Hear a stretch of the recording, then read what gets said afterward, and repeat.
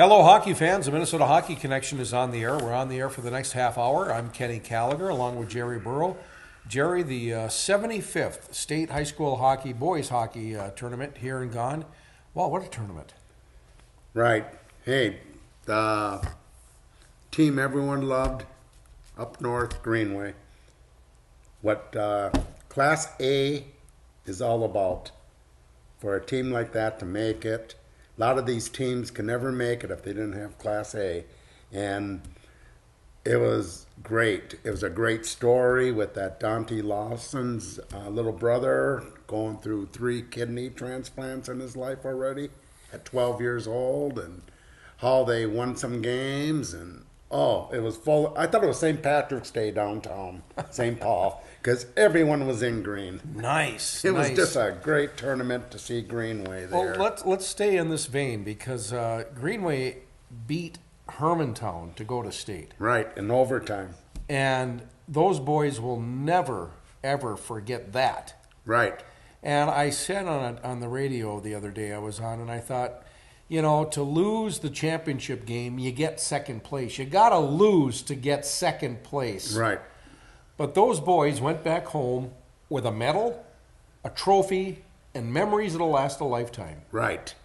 And I'll tell you, hats off to the coach, Grant Clapton, for a great job he did this year. And even last year, you know, he almost had them there just one shot away from coming last year because they went in overtime the year before. They beat Hermantown. They beat Mahtomedi. Yeah.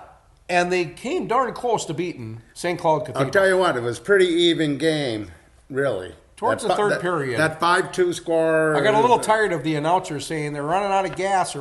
Shut up. Well, they did only use 2 lines mostly.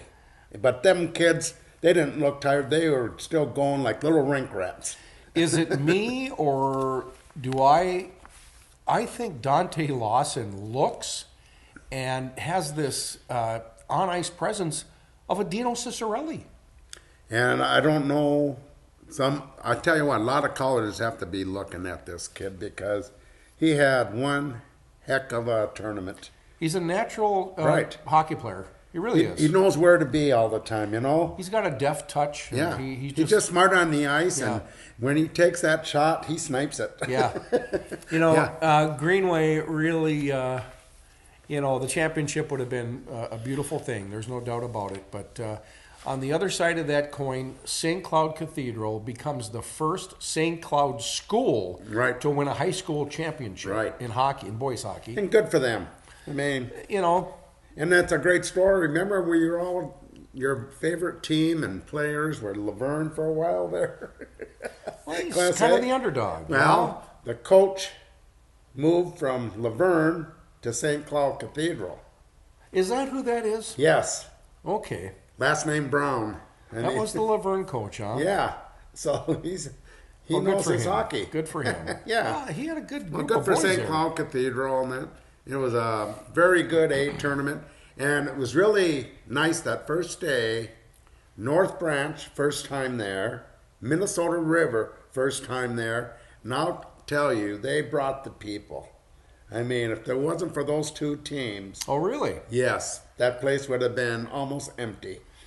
Well, that's what I like about the tournament is the underdog, the first-timers. Right. And that brings a lot of excitement. But, again, getting back to Greenway, they have nothing but to be proud of that program, what they accomplished. Second place isn't where you want to finish because you got to lose to get second place, like I said. But you got a trophy.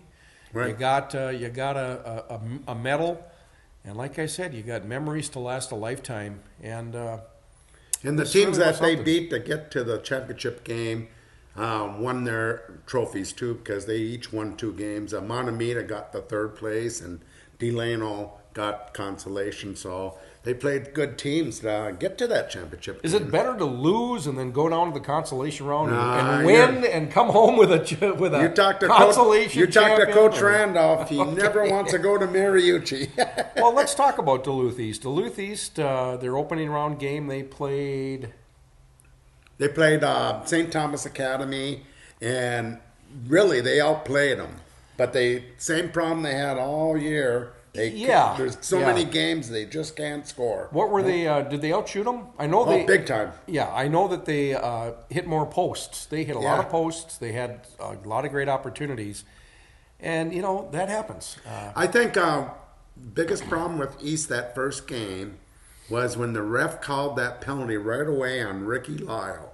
East was going to come out and hit, and as soon as Ricky Lyle, their number one person to hit players, got that penalty, it just took him out of the game, so he didn't want to hit because he didn't want to go to the box. Yeah. And what happened is, even Lou Nanny says he didn't jump or anything, but he was taller than the guy, and they said that he hit his elbow, hit the kid, but they called it interference, and that was not interference because the puck was right there, and that's all.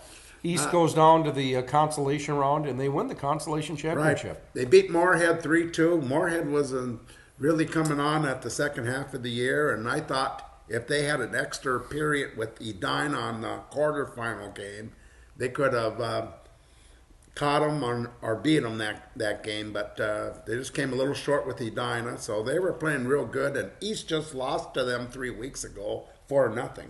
So St. Thomas Academy advanced, and they got to play Edina. Yep. And Edina took it to them right away, and it was 3-0. And they tried to come back a little, but Edina was too strong for them. So, hey, Edina was a good team. But then in the championship game, Eden Prairie, which Edina beat 3 times, and each time kind of kicked their butt. Okay. Eden Prairie, the first 2 periods, took it to them. Well, they had I couldn't believe it was only 1-0 for so long there. Yeah. Sometimes you watch those games, you think they might end up that way. But Eden Prairie led 1-0, and what was the final? 3-1? Right. 3-2. 3-2? Overtime. Okay. It was a 3-2 overtime. You're right. And so Kurt Giles gets a championship, former Bulldog, former North Star, and another championship for Edina. What's this, 13, 14? They got a whole bunch. They do. Yeah. But Mr. Hockey was Bryce Brzezinski from Blaine. One of the Brzezinski boys, get it? And Frank Brinzik award was Charlie Glockner. And I got them both right again. Charlie's from? Minnetonka. The goalie from Minnetonka. Okay. They played a tough schedule. And that's why I thought, boy, this kid played pretty good for the schedule. They had one of the toughest schedules in the state. Yeah. So, but they won the big awards. And then the Herb Brooks Award was Jack Jensen for Class AA, and Dante Lawson from Greenway won the Class A Herb Brooks Award. Jack Jensen? Not for the AA. And he's with? Eden Prairie. Eden Prairie. And he's going to the Gophers. So he's a top player in the state, one of the top players. What about attendance? Any attendance figures that? Well, because they scared everyone off with the snowstorms, like there's going to be a major snowstorm, you're going to be trapped in your house for 2 years. Yeah. It took a lot of people away. Aren't a lot of these tickets pre-sold? Yeah, season ticket holders, but they just couldn't even give them to the scalpers. Scalpers weren't even taking them. So were there no attendance records broken? No, not even Really? close. Oh, wow. Okay. Not even close. All right. But Did the snowstorm materialize down there? yeah, they got 6 inches down there, and we got 4. They were talking over a foot up here for Armageddon. 2 days there. Yeah. Everyone was telling me. Even your friend Deb Hansen from the Wild was telling me, "You better get out of here, Jerry." Yeah, get going. Yeah. Yeah, she wants. But some of the things that came up in the state tournament that just kind of, what the heck? They sold out of their state tournament books Friday afternoon. Friday? Yes. Really? They've never sold out.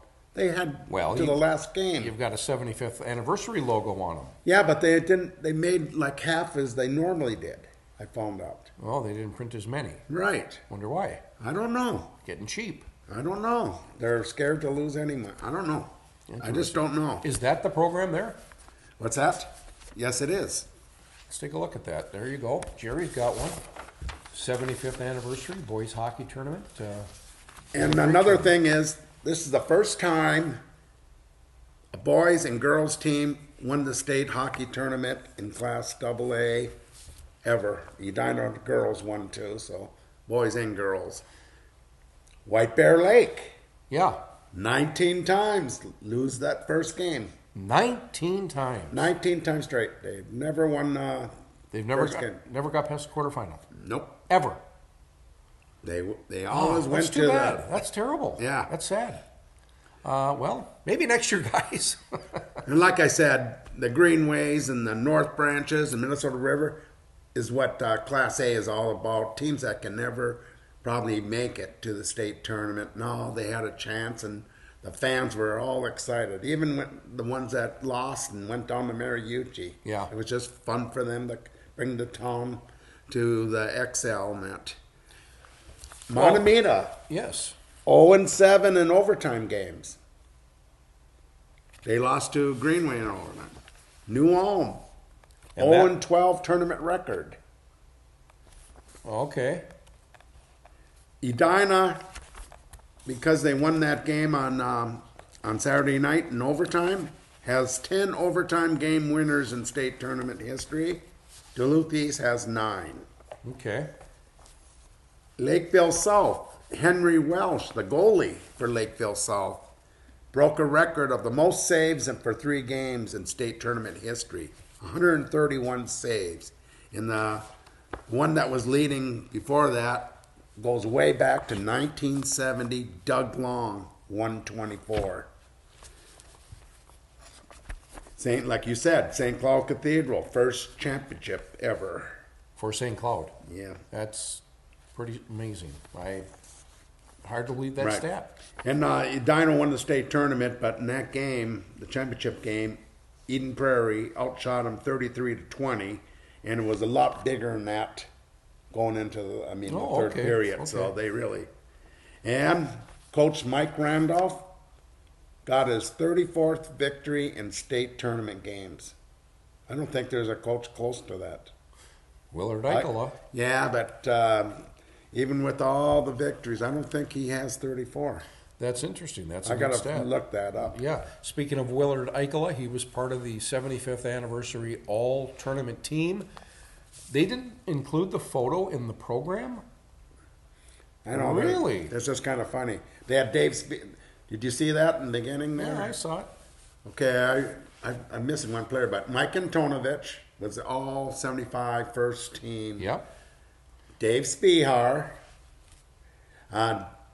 John Masic. I'm sorry. That's all right. And let's see, we got in defense, we got Ryan McDonough. Yep. His coach. From Creighton. His coach was there to Yeah. accept the award Who for was him. the other D? Well, you had Henry Boucher, Oh, Henry Boucher. There you go. and you had Willard Eichela. Yep, that's goalie. That's I it. thought he was the coach because the goalie was the Minnetonka kid or the Creighton-Durham Hall kid. I can't remember his name. He had Centennial. I'm sorry. Oh, Seb Centennial. Stutz. Yeah, Greg Centennial. Stutz, that's right. Yeah, Yeah, Eichela was the coach. yeah. So on that all-tournament team, how many Northern Minnesota players were there? Masic, Antonovich, Spihar, Boucher, Eichela. Eichela, 5. So Stutz and McDonough. Dunn are the only ones, Yeah. and they wanted to be Northern boys. Pretty cool stuff, man. I had a little discussion with some people about this goaltender getting in there. He had 3 consecutive shutouts. I think the stat I saw was they were only 57 shots on goal that he stopped in those 3. And are they picking a goalie there, or are they just picking? Is that a statistic that stands out amongst all others? I think it's the 3 shutouts that got him there. Really? There's been a lot of goalies that had great tournaments. I can see if there was like 100 shots he had to stop or 80, but 57 shots? Yeah, but 57 shots and no goals, that's not a bad... That's 57 shots can be a game. I don't know. East played teams where they put 57 shots on and Well, lost. I know. And so I guess I struggled with that one a little bit. But, and you think of all the other great names, the great players that have played down there, and some of the great teams. But nonetheless, that's the 7 they chose. And I'm surprised they didn't put that photograph in the I was in the kind of program. surprised they didn't have second and third teams, too. Well, it's such a prestigious thing, Yeah. and then it becomes very, very subjective once you start adding players. And For 75th anniversary, maybe they should have. I thought that was when you're taking pictures of them. I thought that was a senior cribbage club. The accomplishments. Yeah, the accomplishments, the achievements of Dave Spihar will never. We may never say anything like that, certainly in our lifetime. But what an accomplishment, Dave! Oh, every game. Here's a funny thing. Did he have a hat trick in every game? Yes. That he's played in? Well, is that what I heard? The 95, not every game. Okay. 95 every game when they won the state championship. 96 he didn't have every game, but he could score goals. Let me tell you that. And I watched almost all his games in his career. But you know what's so funny? When I'm down there, the St. Paul Pioneer Press, and on the website it's called twincities.com, but St. Paul Pioneer Press had the top 75 high school players, but I guess they're looking at their whole career after high school and everything. Top 75 players. They did not have Dave Spihar on that list.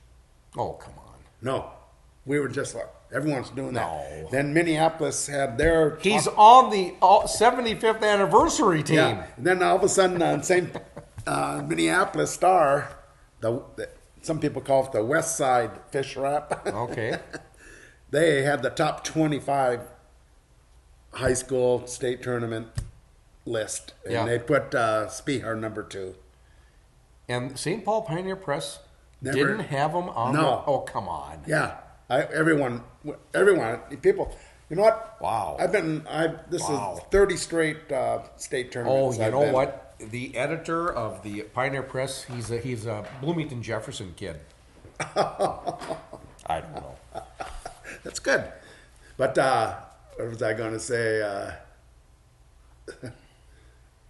What was I going to say now? You lost me, man. Talking about the photograph or about the top players Right. and the Pioneer Press and the Star Tribune, but I've been going to state tournament for 30 years straight now, and I went back when I was living in Minnesota in high school and college. I used to go down when Henry Boucher was there, and Edina first started getting state championships. But I go to these state tournaments, and people start, they love the state tournament.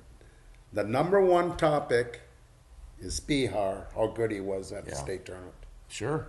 There's no other top. And for St. Paul Pioneer Press to put that in the paper at state tournament time, not on there. It just mind-boggling. It takes credibility away from him, no doubt. We can reminisce about that 95 season, that 95 tournament. And there's no doubt that I don't think there's a player, and I think the committee recognized that by listing him on the 75th anniversary team. There's not a player that matched that level at a tournament, at one tournament.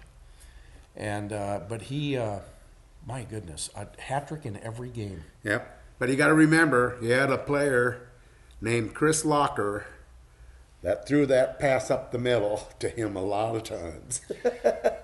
A lot of assists. Does Chris automatically get mentioned in with Spihar? Well, sometimes he does when they put the top 100 players of all time. Yeah. He gets on that list because of that.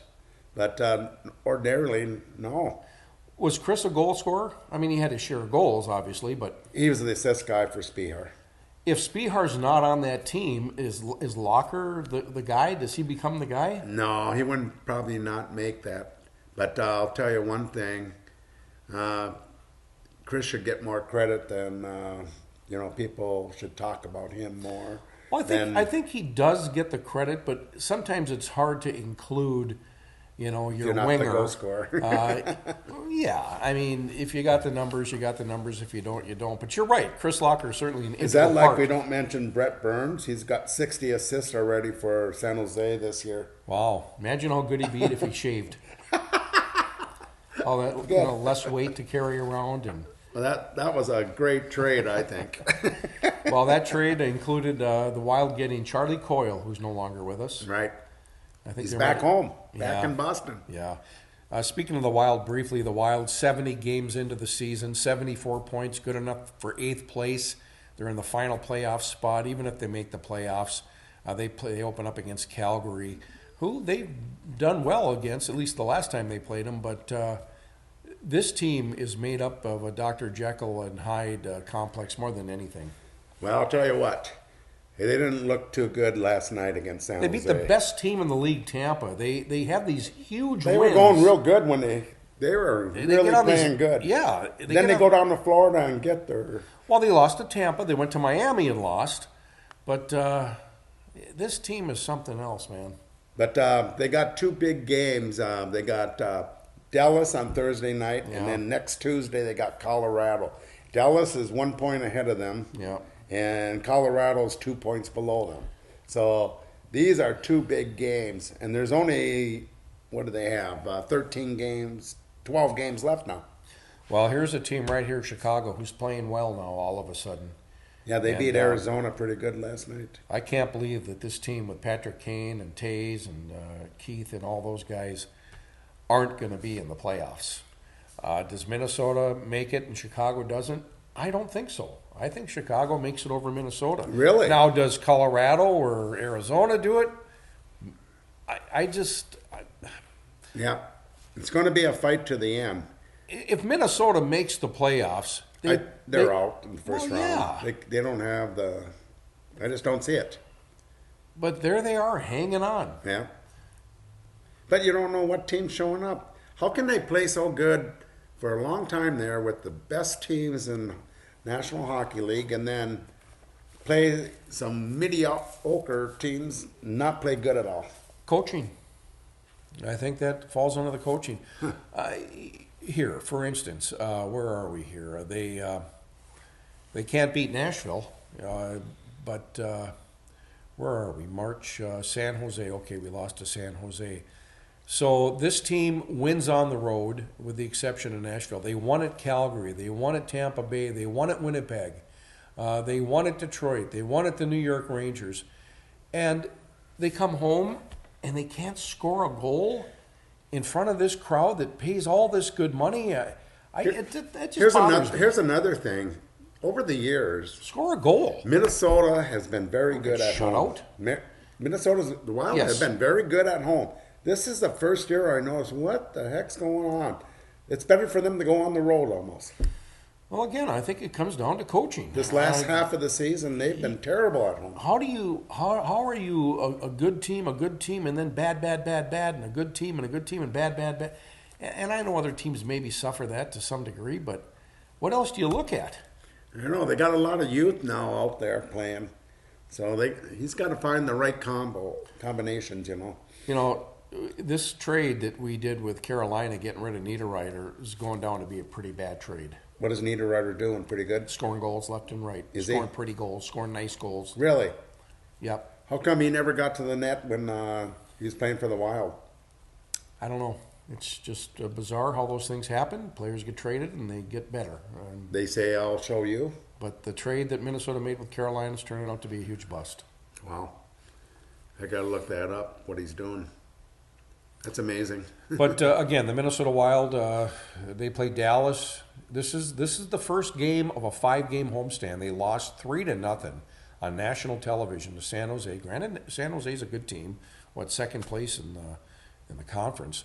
But they played Dallas Thursday. The Rangers come to town on Saturday. The Islanders on Sunday, and then Colorado on Tuesday. Right. And then they go to Washington and Carolina. Right. The following weekend. So, and they got to play Nashville again on Monday the 25th, and then they go to Vegas, Arizona, and then they end April. The month of April is home against Winnipeg, Boston, and the final game of the year is at Dallas on April 6th. But they got the toughest schedule Yeah. of all these teams fighting for a playoff spot by far. Mm-hmm. So, I don't know. Here's where Minnesota finishes out of the top 8. They're in the 8th place now. They're going to finish behind Colorado and Chicago. That's my prediction. Okay. We'll see what happens. Yep. Well, I don't know. Boy, I'll tell you, there's a Facebook page, Minnesota North Stars, that I'm on, and it's a cool page. But the people on there, there's a lot of, I don't want to say hatred, but there's animosity Negativity towards here. the Wild. Why is that? Because they Oh, came just to a town? combination of the logo, the name, Wow. and I understand to some degree. I mean, the North Star is probably one of the greatest logos in all professional sports. Really, when you think about it, one of the greatest names, North Stars. Don't blame the Wild, blame Norm Green. Well, no, I know, and that's true, but I've never understood, and I knew somebody that said he would never watch the Wild. Well, it's not their fault that the North Stars left. Yeah, right. And Bob Nagley Jr., God rest his soul, brought an Right. NHL team back. Right, and people are loving it. And to have hockey back here. So it's a little odd, but yeah. Well, college playoffs now. UMD, they're in their playoffs, and they have Omaha, right? This weekend. here. I've never understood the playoff format where you have 7 of the top teams. The first place team plays the worst. 1 plays 7, 2 plays 6, and then 3 plays 5, and 4 plays and then 4 Who does plays this? 5. Well, that's the way the tournament's set up. They got 8 teams. Okay, whatever. I'm just saying that. Okay, Right. so then 1 plays 8, 2 plays 7, 3 plays 6. Don't like that? No, because it gives an advantage. Well, play better during the regular season. No, it gives an advantage to the first place team over the 4th and 5th place team, let alone the last place team. Well, when they see the state high school tournament, that's what they do too. I know, it's just an odd setup. So the best team plays the worst team. What do the they do in the 4th National place Hockey team League? plays the 5th place What team. do they do in the National Hockey League? I'm not trying to compare. I'm just voicing the thought that it's just an odd arrangement. Final couple of minutes, Jer. Bulldogs play Omaha this weekend? Right. Best out of 3. So, but no matter what, then the winners go down to the XL where they have the frozen face-off for the NCHC. And the 4 winners will be there. But no matter what the Bulldogs do, they will be in the regions. A lot of discussion on social media about the Gophers only getting 1,800 people at a Michigan That's not, it's like UMD ladies. Yeah. When they say 1,300 and there's 200 there. Yeah. People said it was way under 1,000. Well, it's terrible. And the big reason a lot of fans are saying is the breakup of these rivalries, the fact Right. they're in the Big Ten. Right. They went to the Big Ten, and the number 2 reason is they upped their ticket price big time. The students can't afford to go. We got to go. Thank you for watching. We want to thank the staff at PACT-TV, where this program is produced in downtown Duluth. Look us up on Facebook. Find us on Facebook and like us. Go to our YouTube channel. Check us out there. And our regular website, MinnesotaHockeyConnection.com. And Jer, we'll be back here next week to drop the puck. Right. A lot of hockey left, college and pro. And plus juniors. We got the North American Hockey League. It's going to have the Robertson Cup down in Blaine. Awesome. We'll see you next week.